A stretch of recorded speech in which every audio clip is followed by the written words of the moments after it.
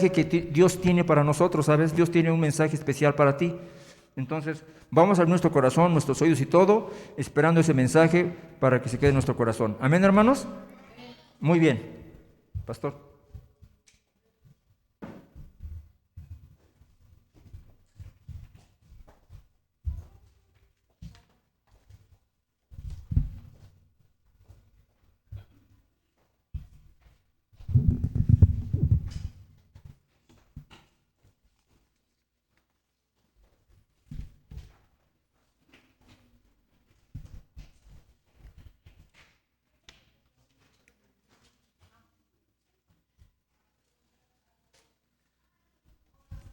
Muy bien, hermanos. Bueno, pues abramos nuestras Biblias, capítulo número 11, carta de Pablo a los Romanos. Romanos, capítulo número 11. Abran sus Biblias. Hoy vamos a estudiar de los versículos 11 a 24. Ahora, en lo que ustedes lo encuentran, déjenme decirles a manera de introducción que a lo mejor aquí en nuestro país no es muy común el uso del aceite de oliva, ¿verdad? Algunos nada más la utilizan para ensaladas, pero en la Europa mediterránea y en el Medio Oriente, el olivo es un alimento, ¿verdad?, de primera importancia. La gente que tenía olivos, huertos, era gente que tenía ciertos recursos.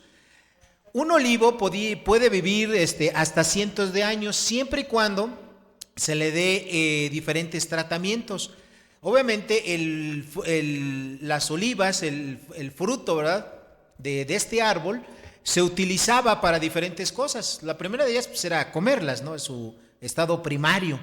Después también se utilizaba para hacer el aceite de oliva, y el aceite de oliva se utilizaba como base para perfumes, se utilizaba como base de alimentos y también se utilizaba como combustible. Era lo que utilizaban en la noche las familias en las casas para poderse alumbrar. Entonces el olivo siempre fue un árbol muy apreciado en los tiempos del Señor Jesucristo y lo sigue siendo hasta nuestra época en diferentes países. Al pueblo de Israel siempre se le identifica en la Escritura como un olivo, al pueblo de Israel. Ahora, cuando los olivos ya iban envejeciendo, porque la tierra a lo mejor no tenía los suficientes nutrientes para poderse alimentar, el olivo dejaba de producir la cantidad de fruto esperado. Entonces lo que se hacía con los olivos es que a las ramas se les cortaba una porción, se les desgajaba. Y a esas ramas se les injertaba, es decir, se les ponía ramas de olivos más jóvenes. Y normalmente esos olivos más jóvenes eran olivos silvestres. Los olivos silvestres, a diferencia de los olivos cultivados, ellos crecían, ¿verdad?, como su nombre lo dice, de manera silvestre en diferentes lugares. Pero al estar ahí creciendo y dando sus frutos sin los cuidados, sin el agua, sin estar ahí vigilando que no tuvieras plagas, esos olivos eran más resistentes, eran más fuertes. Entonces, de esa manera, a los olivos, ¿verdad?, que eran cultivados, en sus ramas se les injertaban nuevas ramas de olivos silvestres, y de esa manera el olivo podía vivir más tiempo y podía producir. Probablemente el fruto que diera no fuera tan fino, pero daban fruto. Eso es lo importante. Y seguían viviendo por décadas más esos olivos a los cuales se les injertaba. Y eso es parte de lo que vamos a ver el día de hoy, de que a nosotros, a los cristianos, Dios nos injertó en un olivo, ¿verdad?, un olivo cultivado que es la casa de Israel. Pero vamos a estudiarlo esto a través de la Escritura. Ya están ahí, Romanos capítulo número 11, versículos 11 al 24. ¿Ya están ahí? Dice Dios así en su palabra: digo, pues, ¿han tropezado los de Israel para que cayesen? En ninguna manera. Pero por su transgresión vino la salvación a los gentiles, para provocarles a celos. Y si su transgresión es la riqueza del mundo, y su defección la riqueza de los gentiles, cuánto más su plena restauración. Porque a vosotros hablo, gentiles, por cuanto yo soy apóstol a los gentiles, honro mi ministerio. Pero si en alguna manera pueda provocar a celos a los de mi sangre y hacer salvos a algunos de ellos. Porque si su exclusión es la reconciliación del mundo, ¿cuál será su admisión? Sino vida entre los muertos. Si las primicias son santas, también lo es la masa restante. Y si la raíz es santa, también lo son las ramas. Pues si algunas de las ramas fueron desgajadas, y tú, siendo oliva silvestre, has sido injertado en lugar de ellas, y has sido hecho participante de la raíz y de la rica savia del olivo. No te jactes contra las ramas, y si te jactas, sabe que no sustentas tú a la raíz, sino la raíz a ti. Pues si las ramas, dirás, fueron desgajadas para que yo fuese injertado, bien, por su incredulidad fueron desgajadas, pero tú por la fe estás en pie. No te ensoberbezcas, sino teme, porque si Dios no perdonó a las ramas naturales, a ti tampoco te perdonará. Mira, pues, la bondad y la severidad de Dios, la severidad ciertamente para con los que cayeron, pero la bondad para contigo. Si permaneces en esa bondad, pues de otra manera tú también serás cortado. Y aún ellos, si no permanecieren en incredulidad, serán injertados, pues poderoso es Dios para volveros a injertar. Porque si tú fuiste cortado del que por naturaleza es olivo silvestre, y contra naturaleza fuiste injertado en el buen olivo, ¿cuántos más estos, que son las ramas naturales, serán injertados en su propio olivo?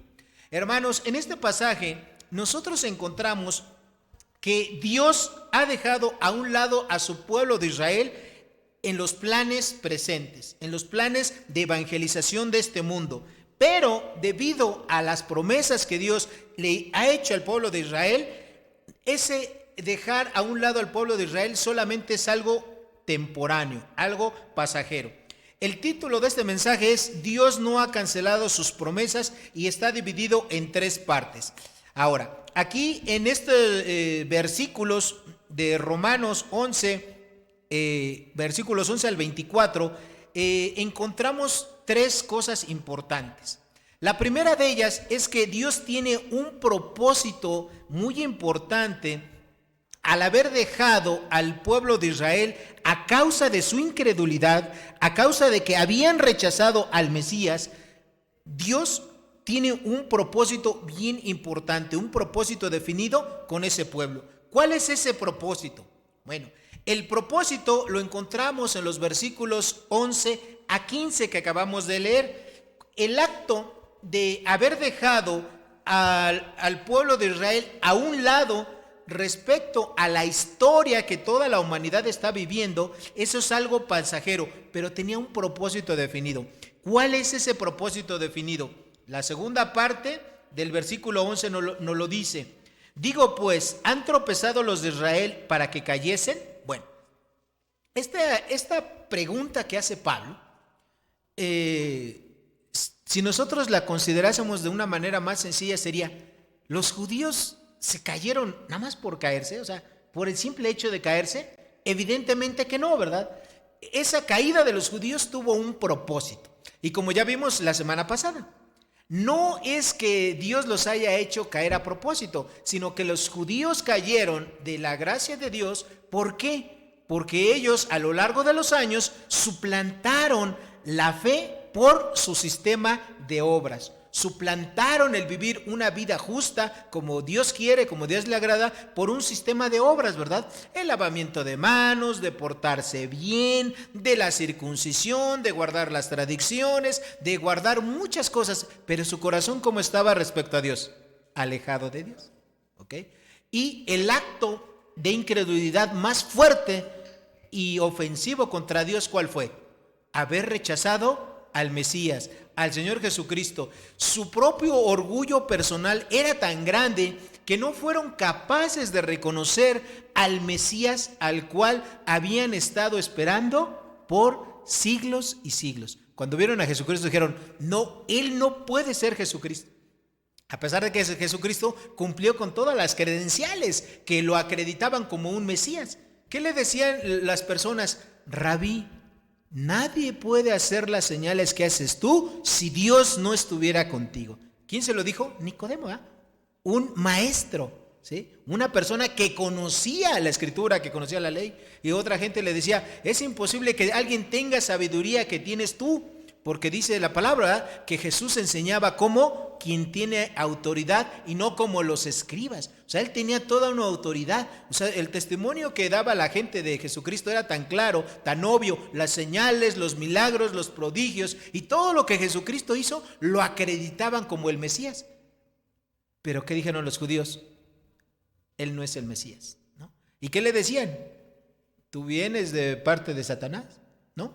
Y cosas peores a estas le decían al Señor Jesucristo. Entonces, el peor pecado que cometieron los judíos fue haber rechazado al Señor Jesucristo, pero eso lo hicieron por su incredulidad, porque su corazón estaba engrosado de su vida, de su orgullo, de su pecado. Ahora, los judíos, como dice aquí la pregunta, dice, ¿han tropezado los de Israel para que cayesen? Es decir, nada más para eso. Pablo, ¿qué responde? Como lo ha hecho por 14 veces en esta epístola. En ninguna manera. ¿Qué quiere decir? No, es imposible. O sea, Dios no va a permitir que el pueblo de Israel se caiga, pues nada más para que se caigan, nada más para que conozcan cómo duele el piso, ¿eh? No, sino que dice, pero por su transgresión vino la salvación a los gentiles. Entonces, hermanos, el propósito que se cumplió de Dios cuando el pueblo de Israel cayó de la gracia de Dios fue darle la salvación ¿a quién? A los gentiles, que los gentiles pudiésemos conocer el evangelio de la gracia, el evangelio de la salvación, ese evangelio que solamente estaba oculto y que los judíos no querían compartirlo. Acuérdense que Dios le encomendó al pueblo judío que ellos fueran la luz de las naciones, que llevaran su nombre, el conocimiento del Dios vivo y verdadero a todas las naciones.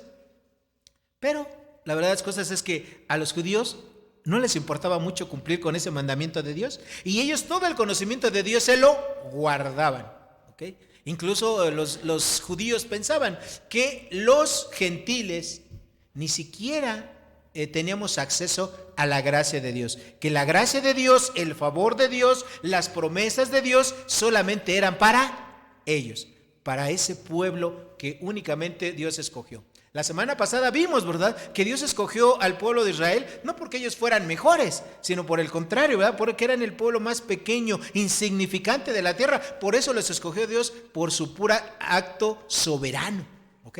De la misma manera que Dios escoge a cada uno de los gentiles, a cada uno de nosotros para salvación. Dice la Escritura ya en 1 Corintios capítulo 1, de los versículos 27 al 30, que de lo vil y de lo menospreciado escogió Dios para humillar a lo que es, ¿verdad? O sea, entonces, ¿de dónde nos sacó Dios a todos nosotros? ¿Nos sacó del cielo? ¿Nos sacó de la santidad? ¿Nos sacó de vivir una vida pulcra, una vida santa, una vida conforme a su fe y a su justicia? No, a todos nos sacó del mismo lugar, del pecado, de la condenación eterna, de la miseria. Estábamos muertos, hermanos. Muertos en nuestros delitos y pecados. Y siendo muertos espirituales, muertos vivientes, de ahí Dios nos sacó solamente por su gracia, solamente por su gran amor y misericordia con la cual nos amó. Bueno, entonces, el primer propósito que tuvo que el pueblo de Israel cayera de la gracia de Dios, que el pueblo de Israel se alejara del lugar de bendición, fue dar lugar ¿a quién? A los gentiles, o sea, a nosotros, a los gentiles. Y con ello, dice la última parte del versículo 11, para provocar a celos, ¿ok?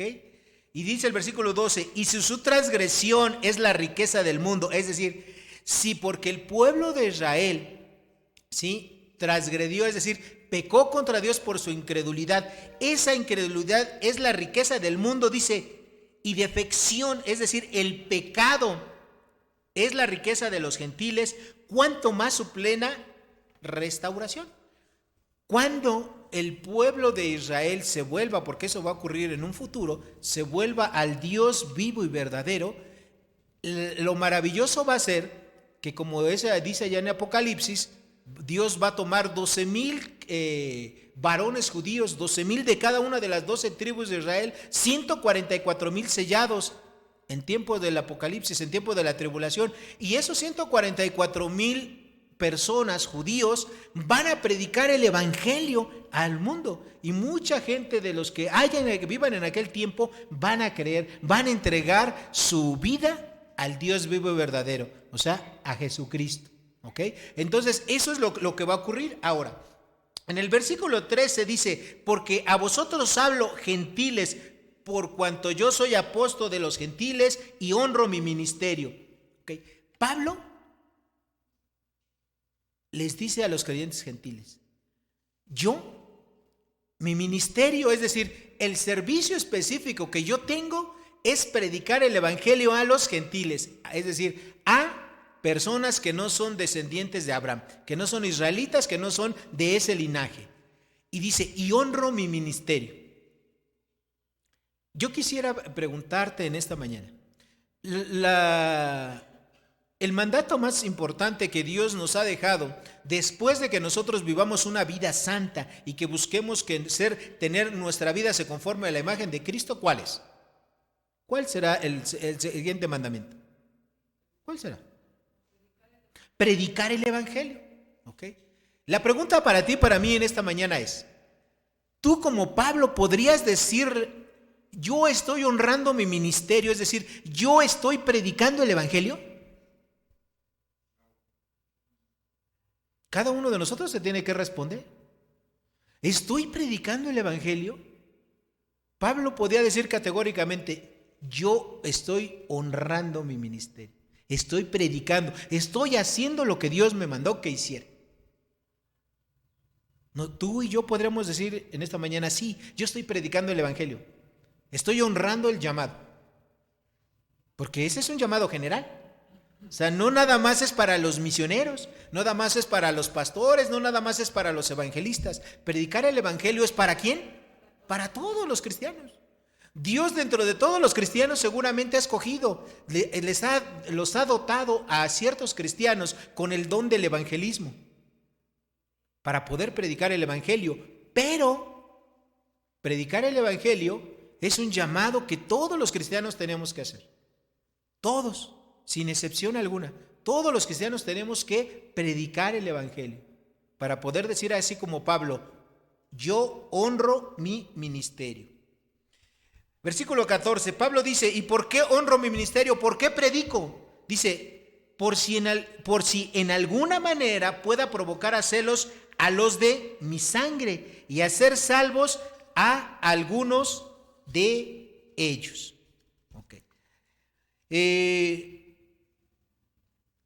Provocar a celos, que está aquí, quiere decir motivar, ¿sí?, a alguien a que haga algo. ¿Okay? No habla, esta palabra que aquí se traduce como llevar a celos o provocar a celos, no es, nuevamente les digo, las palabras que utilizamos aquí comúnmente en nuestro español, ¿no? Por ejemplo, cuando una persona tiene, quiere, por ejemplo, dos personas solteras, ¿no? Que, por ejemplo, a la señorita le gusta un muchacho, ¿no? Pero el muchacho al que le gusta, pues no le hace caso.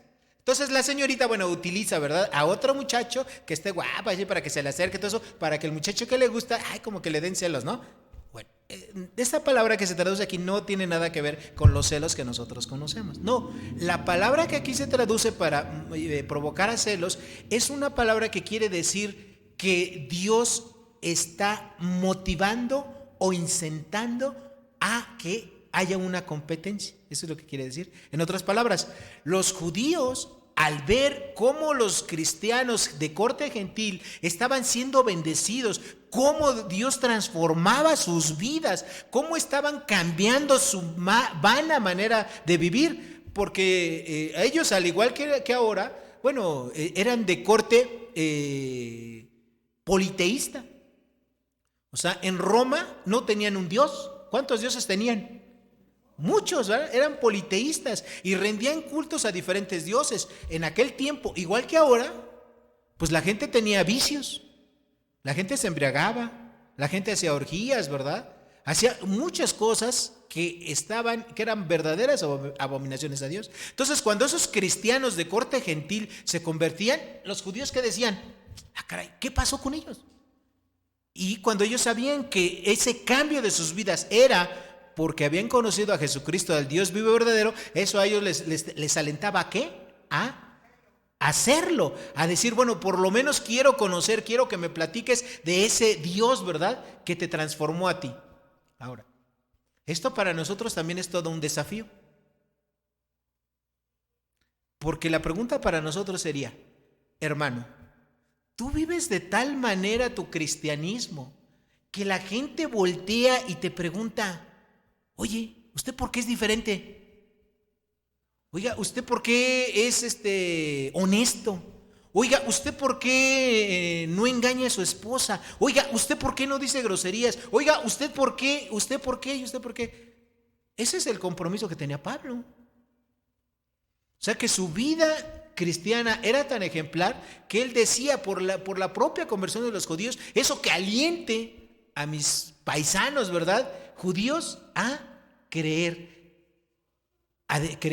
en Jesucristo, en el Dios vivo. Ahora, si nuestra vida no está llevando a que la gente te pregunte y la gente entregue a Dios, como cristianos tenemos que hacer un alto en el camino y preguntarme, ¿estoy viviendo de la manera que Dios quiere que yo viva? O a lo mejor estoy viviendo una mera religiosidad. A lo mejor estoy viviendo un mero conformismo. A lo mejor estoy viviendo en medio, ¿verdad?, de algo. Nosotros como cristianos y como seres humanos somos muy acomodaticios, diría mi abuelita. Es decir, nos acomodamos a las circunstancias, ¿sí? Nos acomodamos a la forma que se hace. Es decir, nos apegamos a las costumbres. Pablo lo va a decir de otra manera allá en Romanos capítulo 2, ¿verdad? Que no os conforméis a este mundo. Es decir, que no nos hagamos de la forma del mundo. Por ejemplo, hay gente que a lo mejor en su casa se porta bien, ¿no? Un joven. Pero cuando llega a su escuela, en su escuela pues todos se hablan de groserías, todos son muy llevaditos, todo eso. Y empieza ese joven en su escuela a hacerse a la forma, al estilacho, ¿verdad?, que se lleva ahí. Igual algunas otras personas, a lo mejor en su casa son de alguna manera, pero cuando llegan a su trabajo, no, pues ahí sí ya, ¿verdad? Empiezan a escuchar los chistes rojos, negros, colorados y de todos colores, y también se ríen, jijiji, y es más, hasta también salen y cuentan uno que otro por ahí, ¿no? Entonces, nosotros no tenemos que conformarnos, de acuerdo a lo que dice Pablo y va a enseñar más adelante, no tenemos que conformarnos a este mundo. Nuestra medida de fe, nuestra forma de actuar, no la tiene que determinar el mundo, no la tiene que determinar el lugar o no la tiene que determinar la gente con la cual tú convivas. La tiene que determinar la palabra de Dios. Si tú piensas que el Señor Jesucristo le entraría, ¿verdad?, ahí en medio de su trabajo, ¿verdad?, a contar chistes colorados, pues cuéntalos. Si tú crees que el Señor Jesucristo le gustaría, ¿verdad?, y participaría ahí de contar los chistes, ¿verdad?, ahí con la señora chismosa del edificio en la mañana y estar criticando y juzgando a todos los que entran y salen, pues hazlo. Pero yo creo que el Señor Jesucristo no haría esas cosas, ¿verdad? Y eso es lo que nosotros tenemos que sentarnos, detenernos y hacer un alto en nuestro camino y decir, ¿cómo estoy viviendo mi cristianismo? ¿Estoy viviendo un cristianismo real, verdadero? ¿Me gozo de la salvación tan grande que es en Dios? ¿O simplemente para mí ser cristiano es una religión? Simplemente es ir y pasar ahí un par de horas, ¿verdad? En la mañana, los domingos y listo, ¿verdad? A lo mejor ya cuando salgo de ahí a la 1 de la tarde me voy corriendo porque tengo que llegar a ver el fútbol o el básquetbol, el americano o no sé qué, lo que a ti te guste hacer. El cristianismo, hermanos, de verdad es tan hermoso, es tan pleno, es tan satisfactorio cuando tú lo vives real y de veras, que yo no lo cambiaría por ninguna otra forma ni ninguna otra manera de pensar, aunque me pagaran. Aunque me dijeran, bueno, si usted vive de esta manera, le vamos a hasta pagar un sueldo. Ni por eso. ¿No? ¿Ah? El que Jesús me haya conocido, me haya rescatado de la vana manera de vivir, eso es lo mejor que me pudo haber ocurrido en esta vida. Y cada cristiano debería de pensar de esa misma manera. Lo mejor que a usted le vaya a ocurrir, con todo el respeto, no es haber conocido a su esposa, a sus hijitos, tener el trabajo, la profesión que no, lo mejor que le puede ocurrir a una persona en la vida es haber sido perdonado, rescatado por Jesucristo.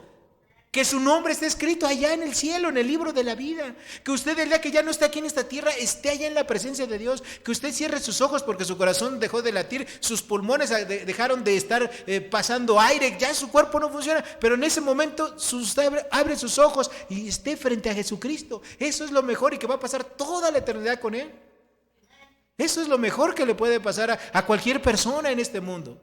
Todo lo demás, el que usted haya conocido a su esposa, a su esposo, a sus hijos, a sus nietos, a sus sobrinos, a toda la gente, a sus grandes amigos, todas esas son bendiciones extras, ¿sí? Esas son cosas adicionales, bendiciones adicionales. Pero lo más importante es que usted haya sido conocido por Dios. Eso es lo más importante. Y eso es en lo que usted y yo tenemos que pensar siempre, cómo estamos viviendo nuestro cristianismo. Ahora, lo segundo que dice en estos versículos, dice, por si en alguna manera puedo provocar a celos de mi sangre y hacer salvos algunos de ellos. El propósito es que siempre en el pueblo de Israel hubo un grupo de judíos fieles, remanentes. Entonces, el propósito con el cual Dios tenía al hacer a un lado al pueblo de Israel en esta época presente fue no solamente salvar a los gentiles, sino que también los judíos, algunos de ellos, como dice Pablo, se salvaran. ¿Ok? Se salvaran. Y eso siempre ha estado ocurriendo. Desde la primera iglesia, que estaba conformada básicamente por puros personas de origen judío, siempre Dios ha estado añadiendo a judíos a la salvación. Siempre, siempre, siempre. No en las grandes cantidades como nosotros leemos en la palabra, ¿no? Que con una predicación de Pedro se convertían 3,000 y con otras 5,000. O sea, no así, no de esa gran manera, porque esos fueron cosas extraordinarias, milagros. Pero siempre ha habido judíos que a lo largo de la historia se han convertido. Siempre los hay. Ustedes en diferentes iglesias pueden ir y encontrarán por ahí alguno que otro hermano cristiano que es judío, ¿verdad? ¿Ok? Los judíos siempre habían menospreciado a los gentiles, ¿ok? Y obviamente los gentiles siempre en su contraparte habían menospreciado a los judíos. O sea, eso es algo natural, ¿no? O sea, que siempre se ha dado a lo largo de la historia. En el versículo 15 Pablo dice, porque si la exclusión, o sea, la exclusión de los judíos a la salvación es la reconciliación del mundo, ¿qué será de su admisión? Lo que yo les decía, sino vida entre los muertos. En otras palabras, los judíos, a través de ellos vino la salvación a la humanidad. Jesucristo fue judío, nació dentro de un hogar judío. Nosotros no podemos desechar eso, a pesar de que a lo largo de la historia muchas naciones han atacado al pueblo judío, muchas y de diferentes maneras. No sé si ustedes lo sepan, pero por ejemplo, aquí en México, de los años 1600 a 1800, había una lucha muy dura contra la gente que era de origen judío. ¿Sí? Se les atacaba. Ellos tenían que vivir aquí en México, en nuestro país, en secreto. Evidentemente, la autoridad que gobernaba aquí pues, era de corte católico, pero los judíos tenían que vivir en secreto. ¿Sí? Y ellos, para que no los encarcelaran, no les despojaran de sus cosas, de sus propiedades, ellos tenían que repetir algunos ritos o rezos de corte católico. Y si no los decían, los encerraban, les quitaban sus cosas, sus propiedades, hasta los llegaban a matar. aquí en nuestro país, ¿sí? De 1600 a 1800. Y eso no ha sido privativo de México, ha sido de eso en muchos países. Y la única razón de esto es porque eran judíos. No había ninguna otra razón. Si no es porque fueran delincuentes, No, nada más porque eran de corte judío. Y eso es una verdadera tristeza. Y ustedes lo saben, lo que pasó en el siglo pasado, del año 39 al 45, allá en Europa. 6 millones de judíos muertos, ¿verdad? Bajo el gobierno alemán de Hitler. O sea, esas cosas son terribles, es un holocausto, eso es algo espantoso, pero eso no son hechos aislados, es algo que ha pasado en toda la historia de la humanidad. Entonces, dice el versículo 16, si las primicias son santas, refiriéndose ¿a quién? A los judíos. Si las primicias son santas, dice, también es la masa restante. Bueno, ¿a qué se refiere aquí con la masa restante? La masa restante es una referencia al Antiguo Testamento. Cuando en el Antiguo Testamento se cultivaban los granos, parte de ese grano del trigo, por ejemplo, se utilizaba para hacer los panes sin levaduras. Bueno, entonces esa masa inicial se tomaba una parte, ¿sí?, para hacer los panes que iban a hacer las primicias y se entregaba. Entonces dice Pablo, bueno, refiriéndose al pueblo de Israel, ese pueblo de Israel, esa masa inicial, si es santa, dice, lo es también que la masa restante. En otras palabras, esa masa restante o esas ramas restantes son los cristianos de corte gentil, ¿ok? Luego dice el verso 17, pues si algunas de las ramas fueron desgajadas, en otras palabras, llámese judíos que fueron quitados de su lugar de importancia por su incredulidad, dice, y tú siendo olivo silvestre, has sido injertado en ellas, ¿ok? Y, ¿qué más dice Pablo? Bueno, lo que más dice Pablo es lo siguiente. Nosotros, para que completemos la metáfora, los judíos son esas ramas de olivo, ¿verdad? Naturales, cultivados por Dios.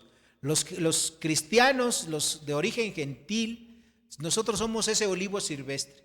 De esos olivos silvestres, Dios los encajó todo esto tiene que ver con la salvación. Dios los encajó en el pueblo de Israel hablando de la salvación y obviamente ambos van a ser salvos. O sea, los que son creyentes fieles, sean judíos o sean de corte gentil. Eso es lo que está explicando el apóstol Pablo aquí con estos versículos. Y luego dice en el versículo 17, pues si algunas de las ramas fueron desgajadas y tú siendo olivo silvestre has sido injertado en lugar de ellas y has sido hecho participante de la raíz, es decir, de la salvación y de la rica savia del olivo, es decir, del conocimiento pleno de Dios, entonces lo que nosotros tenemos que hacer, y ahí Pablo va a empezar a decir el segundo punto de este mensaje de esta mañana, que es una advertencia moral clara y definida. ¿Cuál es lo que Pablo va a decir? Bueno, Pablo va a decir lo siguiente: no te jactes, versículo 18, no te jactes contra las ramas, es decir, no te jactes contra los judíos. Y si te jactas, es decir, si te regocijas, dice, sabe que tú no sustentas a la raíz, sino la raíz a ti. En otras palabras, la salvación, queridos hermanos, ¿sí?, no empezó con los gentiles, o sea, no empezó con nosotros. ¿Empezó con quién? Con el pueblo de Israel. Entonces, por lo tanto, nosotros no nos tenemos que jactar de decir, ay, mira, sí, los judíos, ¿verdad? Ellos menospreciaron al Señor Jesucristo, lo rechazaron, es más, lo condenaron y lo crucificaron, ¿no? Qué mal están los judíos, son de lo peor de este mundo. O sea, nosotros no tenemos que decir eso. Nosotros tenemos que amarlos a los judíos como debemos amar a cualquier persona de cualquier nacionalidad, independientemente de su raza, de su credo, de su color, y necesitamos predicarles el evangelio. Pero dice Pablo, ¿verdad? No te jactes de ellos, porque ¿sabe qué? La salvación, en este caso, la raíz, la salvación, tú no la sustentas, sino la raíz te sustenta ¿a quién? A ti. Luego el verso 19, pues las ramas, dirás, fueron desgajadas para que yo fuese injertado. En otras palabras, dirás, bueno, a los judíos Dios los quitó para ponerme a mí. Por lo tanto, yo como un cristiano de origen gentil, soy más importante, soy mejor que un judío. ¿Eso quiere decir Pablo? Quiere decir exactamente lo contrario. ¿Okay? Nosotros no somos mejores que ellos.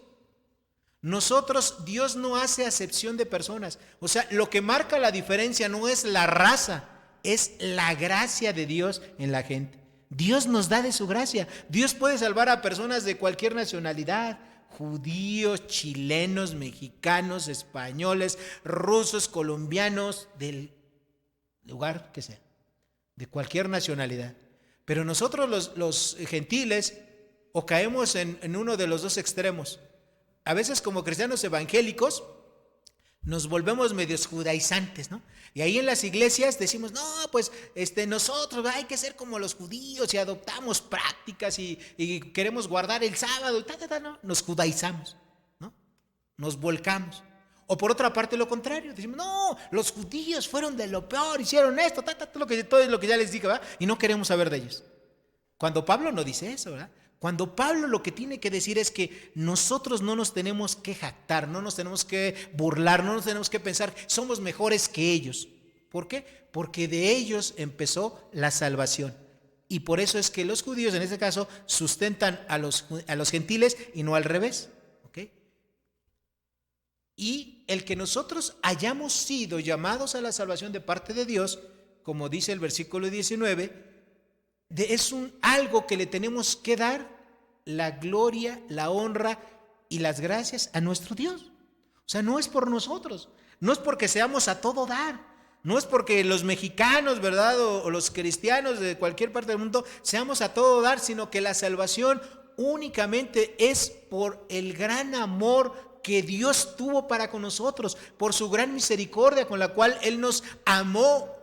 Es que nosotros somos salvos, es que nosotros podemos acercarnos a Dios solamente por la gracia de Dios, no porque seamos mejores que los judíos o que cualquier persona de cualquier otro país del mundo.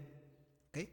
Ahora, la advertencia que hace Pablo la encontramos desde el versículo número 20. Dice: por la incredulidad del pueblo de Israel fueron desgajadas. Y dice, pero tú por la fe estás en pie. ¿Ok? Recuerden, la salvación siempre ha sido a lo largo de toda la escritura y a lo largo de toda la historia de la humanidad únicamente, exclusivamente por medio de ¿qué? De la fe. No es por las obras, como los judíos cambiaron y pensaban, no, sino es por la fe. Entonces dice, por la incredulidad de ellos fueron desgajados, es decir, fueron quitados, pero tú por la fe estás en pie. Hermanos, la vida cristiana, siempre lo hemos dicho, se tiene que vivir, ¿por qué? Por la fe. Comienza por la fe, cuando tú depositas tu fe y tu confianza en la salvación en Cristo Jesús.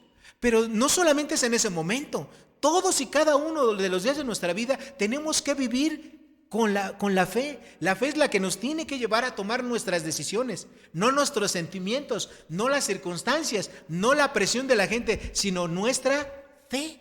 ¿Okay? La fe es lo que dice aquí Pablo, te va a mantener ¿qué? En fe. Es decir, cuando dice puesto en fe, en pie, quiere decir puesto en un lugar adecuado respecto a Dios. Los judíos ahorita no están en un lugar adecuado respecto a Dios. Los judíos ahorita están puestos a un lado de manera temporal por su incredulidad. Pero los cristianos de corte gentil, ahorita nosotros, los cristianos, los verdaderos hijos de Dios, estamos en fe, pero esa fe, ¿quién nos la dio? ¿Quién nos dio la fe para creer? Dios. Recordemos lo que dice la Escritura, Efesios 2, 8 y 9, por gracia sois salvos por medio de ¿qué? De la fe. Y esto no de vosotros, es decir, la fe no es nuestra, sino que es un ¿qué? Un don, un regalo de Dios para que nadie se gloríe. Hermanos, la fe con la cual Dios nos dotó para poder responder en fe a su evangelio y poder creer en él es un regalo de Dios. Y esa fe es lo único que nos mantiene en una posición correcta. Cuando Pablo dice esto, es lo que, porque por la fe estás en pie, quiere decir, estás en el lugar correcto delante de Dios, en la posición correcta delante de Dios por fe. Los judíos se les olvidó esto. Se les olvidó que la salvación era por fe. Abraham creyó y le fue contado por justicia. No se dice que por todo lo que hizo Abraham. Entonces, Los judíos hicieron a un lado la fe y pusieron en lugar de la fe todo su sistema de obras, sus ritos, sus ceremonias, sus tradiciones, sus costumbres, su propia justicia, pensando que ellos por cumplir, porque ellos así piensan, ¿verdad? O pensaban que por hacer las obras de la ley, por eso eran justos. Pero Dios nunca va a salvar a nadie por su justicia, porque ¿quién puede ser justo delante de Dios? ¿Quién puede cumplir toda la ley de Dios siempre y nunca pecar? Nadie. Y si fallas en un solo mandamiento, en un solo pecado, es como si hubieras transgredido toda la ley de Dios. Entonces, la única justificación que Dios ve para que una persona esté en la posición correcta frente a Él es la fe. Y hasta la fe es un don, un regalo que Dios te ha dado a ti y que me ha dado a mí para poder creer el Evangelio y poder seguir adelante. Y la parte más difícil es el versículo 22. Espero que estén bien sentados. ¿Qué le dice Pablo a los cristianos? Mira pues la bondad y la severidad de Dios. La severidad ciertamente para con los que cayeron. Y ahí les va. Bueno. Dios, hermanos, así al mismo tiempo que es un Dios misericordioso, como dice la Escritura, su misericordia es grande, es eterna, se renueva cada mañana. Bueno, así como es la misericordia de Dios, también la justicia de Dios es igual de grande, igual de justa y también se renueva.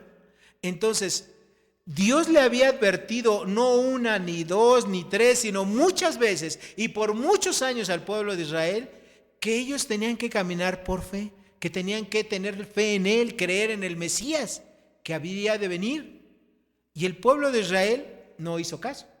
Fue un pueblo incrédulo, un pueblo que vez tras vez fallaba a Dios. Entonces Dios ahí en ese momento mostró su severidad. En otras palabras, mostró su justicia, ¿ok? Porque así es Dios. Entonces Dios es justo, ¿ok? No solamente es bueno. Entonces Dios mostró su severidad, mostró su justicia para con los que cayeron, es decir, para los judíos. Dice, pero bondad para contigo. En otras palabras, bondad para el creyente de corte gentil. Dice, si permaneces en esa bondad. ¿Okay? ¿Qué quiere decir permanecer en esa bondad? ¿Cuál es la única forma en la cual los cristianos podemos estar en una buena posición delante de Dios? Obviamente cuando tenemos a Cristo, cuando somos cristianos y cuando estamos viviendo por fe. ¿Okay? Esa es nuestra posición. Si nosotros en algún momento de nuestra vida, al igual que el pueblo judío, empezamos a quitar, ¿verdad?, lo más importante que es nuestra fe, y empezamos nosotros a decir, bueno, pues creo que no es tan importante que yo le crea a Dios, ¿va? Bueno, pues voy a empezar a vivir como a mí me gusta, ¿no? Pues voy a empezar a darme permisitos, ¿va? Así por aquí, por allá. No es tan necesario ser tan santo como Dios dice en su palabra, ¿verdad? Y me voy a empezar a dar permisitos. Entonces, ¿qué estoy haciendo? Estoy haciendo lo mismo que hicieron los judíos. Estoy empezando a dejar de vivir por fe. ¿Y qué dice la parte final del versículo 22? Pues de otra manera tú también serás cortado. Bueno, aquí Pablo no está hablando de la salvación, no está hablando de que Dios te va a quitar su salvación, sino que tú vas a ser quitado del lugar de la posición de fe que tú tienes, ¿sí? Eso es lo que está diciendo Pablo. Fíjense que es bien curioso, pero cuando un cristiano peca, ¿no?, y no se arrepiente, no se acongoja, no le pide perdón a Dios, bueno, más adelante vuelve a pecar. Y de otra manera. Y si así sigue su vida y su vida y su vida, va a llegar un momento en que ese cristiano, ¿sí?, va a estar alejado de Dios. Va a estar fuera del lugar de esta posición de fe que Dios te ha puesto. ¿Okay? Al igual que un judío. No te está quitando tu salvación. ¿Okay? No te está quitando la salvación. Pero tu lugar no lo estás ocupando como un cristiano. Tu lugar donde Dios te quiere bendecir, no lo tienes. Está vacío. Está hueco. Y yo les voy a decir algo, queridos hermanos. El pecado más grave que cometemos los cristianos no es rechazar a Jesucristo como lo hicieron los judíos. El pecado más grave que cometemos los cristianos es la incredulidad. No le creemos a Dios lo que Él dice en su palabra. ¿Sí? No le creemos a Dios. Es que yo no le creo a Dios que Él me pueda proveer. ¿Sí? Tengo una necesidad económica y en lugar de recurrir a Dios, recurro a mis tarjetas de crédito, recurro al banco, recurro a un agiotista, recurro a mi compadre, recurro al hermano Jacinto, pero no recurro a Dios. Tengo un problema, ¿no? ¿Sí? Ahí con familiar y todo eso. Y en lugar de recurrir a Dios, creerle lo que Dios dice que Él puede resolver ese problema, no, ¿verdad? Pues mejor trato de arreglarlo como yo crea que es mejor, de la mejor manera posible. ¿No le creemos a Dios?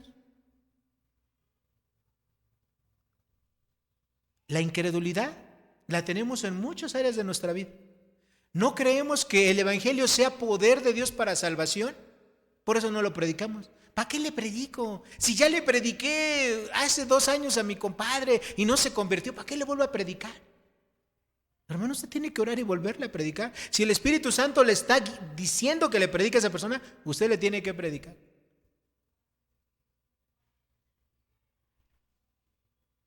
Si Dios, por ejemplo, a las señoritas les dice, a las señoritas y también a los señoritos, no te unas en yugo desigual con los incrédulos, porque ¿qué comunión tiene la luz con las tinieblas?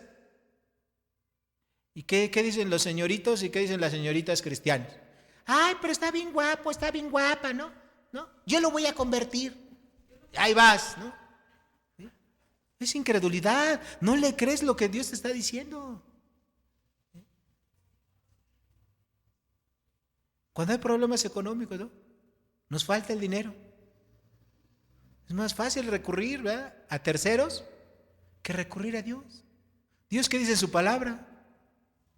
Fui joven y envejecido y nunca he visto un justo desamparado ni su descendencia que mendigue. Dios, tú me vas a proveer porque tú lo has dicho en tu palabra, ¿no? Y en eso tengo que confiar, y en eso tengo que creer, y en eso tiene que estar centrada mi oración y mi vida. Pero antes de creerle, pues mejor voy y pido prestado, ¿no? Mejor voy ahí a la tienda y pido fiado, ¿no?, al del abarrote, o al de la tarjeta de crédito, o al agiotista, o a no sé quién, o no sé cuál.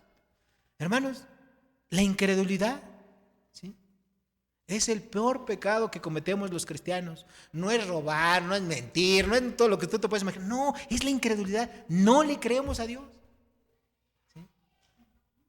No le creemos a Dios todas y cada una de sus promesas, ¿sí? Ese es el pecado más grande que tenemos los cristianos modernos. No le creemos a Dios.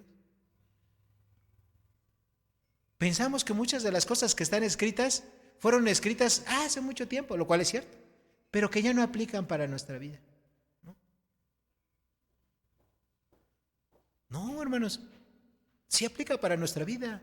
La ley moral de Dios sí aplica para nuestra vida. Los mandamientos son para nuestra vida. ¿Sí? Y no le creemos a Dios. No vivimos con la fe necesaria para agradar a Dios. ¿Okay? Y eso es lo que Pablo está aquí diciendo en el versículo 22. Si tú permaneces en la bondad de Dios, en esa posición de fe, creyéndole a Dios, estás en lo correcto. Pero de otra manera, recuerda, tú también serás, ¿qué?, cortado. ¿Dios te puede quitar de esa posición de fe? Sí, Dios te puede quitar de esa posición de fe. No te va a quitar tu salvación, pero sí te va a quitar de ese lugar de bendición que tú tienes, no por tus obras, sino por los méritos que hizo Cristo Jesús. Ahora, en los versículos 23 y 24 encontramos el tercer punto de este mensaje. Dios tiene una promesa definida. Así como tuvo un propósito definido, también tiene una promesa definida y una advertencia definida para los gentiles, un propósito para los judíos también tiene un propósito definido para los judíos. Versículos 23 y 24. Y aún ellos, si no permanecieren en incredulidad, serán injertados, pues poderoso es Dios para volverlos a injertar. Porque si tú fuiste cortado del que por naturaleza es olivo silvestre, y contra naturaleza fuisteis injertados en el buen olivo, cuantos más estos, que son las ramas naturales, serán injertados en su propio olivo. ¿Cuál es la promesa? La promesa que presenta aquí Pablo es que los descendientes del pueblo de Israel, es decir, los judíos, ¿sí?, que dejen esa incredulidad y que crean en Jesucristo, que se conviertan, Dios los va a poner nuevamente en la salvación. Es decir, Dios los va a salvar, Dios los va a perdonar. ¿Y por qué? Dice la segunda parte del versículo 23, pues poderoso es Dios para volverlos a injertar. ¿Ok? En otras palabras, un judío tiene posibilidades de salvarse, de creer, ¿sí o no? Claro que sí. ¿Un judío se puede salvar? Claro que sí, se puede salvar. ¿Por qué? No porque el judío, ¿verdad?, se lo merezca o sea mejor que cualquier otra persona, sino ¿por qué? Porque el evangelio, ¿de quién depende? ¿De la persona o de Dios? De Dios, porque el evangelio es poder de Dios para salvación a todo aquel que en él cree. ¿Okay? Entonces, si un judío cree en el evangelio, deja su incredulidad, entonces ese judío Dios lo va a salvar. Y cuando dice que lo va a colocar nuevamente, lo va a volver a injertar, es decir, lo va a poner en el lugar de la salvación. Versículo 24, porque si tú fuiste cortado de que por naturaleza es un olivo silvestre, llámese los gentiles, ¿verdad?, que somos olivo silvestre, en una metáfora, y contra naturaleza fuiste injertado en el buen olivo, llámese en la salvación, ¿cuántos más estos, que son las ramas naturales, serán injertados en su propio olivo? Es decir, la salvación originalmente Dios la inició, ¿en dónde?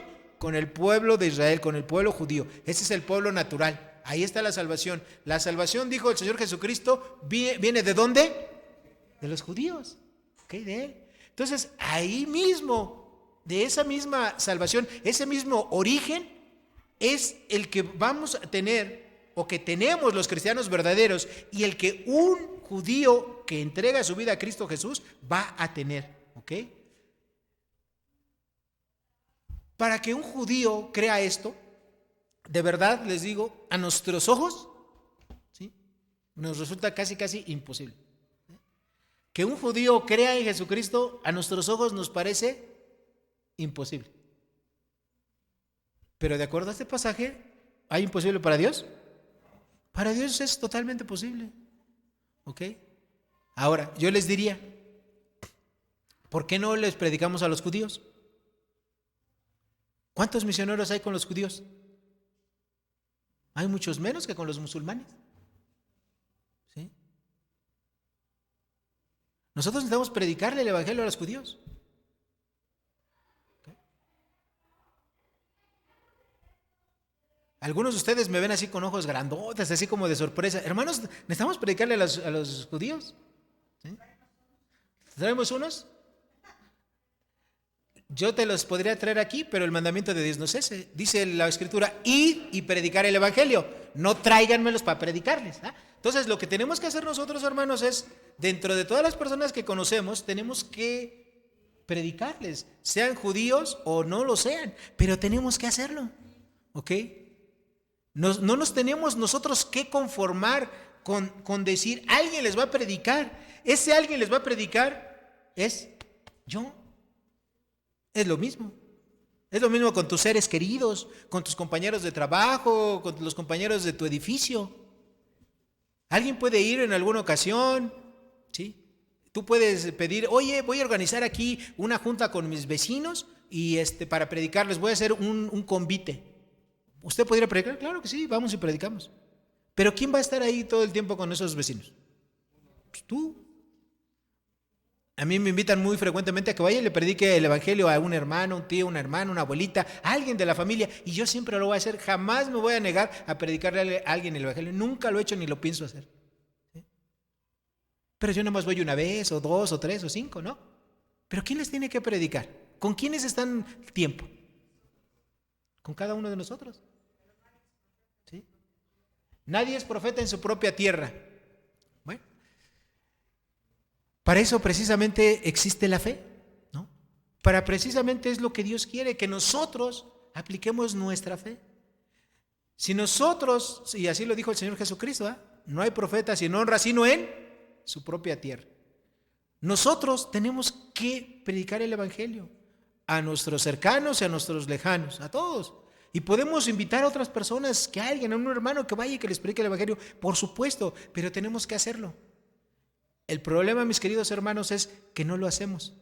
¿Sí? El problema es que no lo hacemos porque nos falta fe. O sea, eso es lo que en el final de cuentas hay dentro de nosotros. Nos falta la fe suficiente para vivir una vida cristiana como a Dios le agrada. ¿Okay? La promesa que Pablo está presentando aquí para las personas del pueblo de Israel es condicional, ya que si ellos vuelven de su incredulidad y permanecen en Cristo, van a ser injertados en el olivo, es decir, van a ser salvados, van a ser colocados en la salvación, igual que los cristianos de corte gentil. Nosotros invertimos muy poco tiempo en la evangelización de la gente. Piensa tú, ¿cuántos tiempo de mis 24 horas del día, cuántos tiempos me lo dedico a dormir, cuánto a trabajar, cuánto a comer? Y les aseguro que en la agenda de muchos de nosotros no hay un tiempo ahí dedicado para predicar el evangelio. En la agenda de muchos de nosotros a lo mejor no hay ni siquiera un tiempo dedicado para decir, en este tiempo voy a estudiar la palabra. En este tiempo voy a dedicarme a prepararme para predicar el evangelio. No hay un tiempo en nuestra agenda. Nosotros necesitamos abrir nuestra agenda, ¿sí?, y poner un tiempo. Así como hay un tiempo para que tú duermas, para que tú trabajes, para que tú descanses, para que tú ores, para que tú leas la Biblia, ponle un tiempo ahí. Un tiempo para predicar el evangelio. ¿Sí? Es lo que tenemos que hacer si queremos vivir una vida como a Dios le agrada. El futuro de Israel, y con esto termino, puede y será revertido por Dios. Va a haber cristianos de corte judío, sí los está viendo ahorita, si hay judíos que se salvan.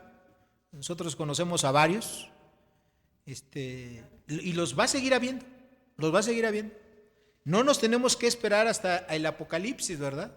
Cuando ahí Dios va a utilizar a 144,000 judíos para predicar el evangelio al resto del mundo, no. O sea, no, va a haber judíos, hay judíos que se están convirtiendo ahorita, pero también necesita haber más cristianos, gentiles, que les prediquemos el evangelio.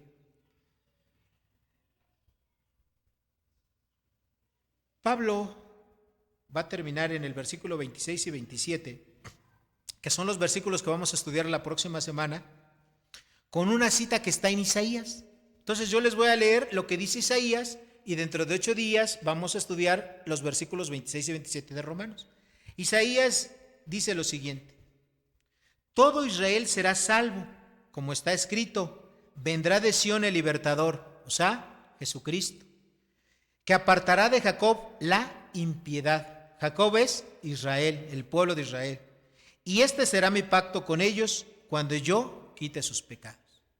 Hermanos, el pueblo de Israel tiene un futuro glorioso, ¿sí? Ahorita está en stand-by. Ahorita está relegado por Dios parcialmente. Ahorita es el tiempo perfecto para que nosotros, los cristianos de corte gentil, prediquemos el evangelio, para que vivamos vidas santas, vidas puras, vidas que glorifiquen a Dios. Nuestro futuro, hermanos, también es glorioso. Nuestro futuro también es prominente, también es un futuro que no merecemos por la gracia de Dios. Pero nosotros tenemos que hacer lo que nos corresponde hacer en este tiempo, que es predicar el evangelio. Hoy tocó porque así lo enseña el pasaje, que prediquemos a los judíos, pero necesitamos predicarle el evangelio también a nuestros parientes, amigos, vecinos, a quien fuere, de corte gentil. Y si no estamos haciendo esto, no estamos obedeciendo a Dios. Si no estamos predicando el evangelio, no estamos obedeciendo a Dios. Decídase a predicar el evangelio, que es parte de la voluntad de Dios que Él tiene para su vida. Oremos. Padre, gracias por tu palabra. Gracias, Dios, por lo que tú enseñas en ella, Dios. Nosotros en esta metáfora somos ese olivo silvestre, Señor. Ese olivo que tú tomaste y que fueron injertados en la salvación, que inicialmente era para el pueblo judío, pero que tú quieres que esa salvación sea para todo el mundo. Esa salvación es para todas las personas, para toda persona de toda lengua, de toda nación, de toda etnia, Señor. Tú quieres que escuche de tu palabra. ¿Y a quién has de utilizar si no es a nosotros? A los cristianos, a tus hijos, a los que hemos experimentado la redención de nuestra vida gracias al sacrificio de Cristo Jesús. Padre, sin duda alguna, casi siempre tenemos que venir contigo y pedirte perdón porque no predicamos tu evangelio como debiésemos hacerlo, porque siempre en nuestra agenda hay otras prioridades. Nuestros trabajos, nuestros estudios, nuestras ocupaciones y tantas cosas, Señor, que tenemos, que no predicamos tu palabra. ¿Y qué es lo importante? ¿Qué es lo prioritario que tú quieres, Señor? Una vez más, te pedimos que nos perdones, Señor, por no hacerlo. Te pedimos que nos limpies, Señor, de esa maldad y que Dios dispongamos nuestra mente, nuestro corazón a ser obedientes y predicar el evangelio, como dice tu palabra, a toda criatura. Perdónanos en el nombre de Jesús y que tu Espíritu Santo nos fortalezca para ser obedientes. En el nombre del Salvador te damos las gracias en esta tarde. Amén. Hermanos, que Dios les bendiga.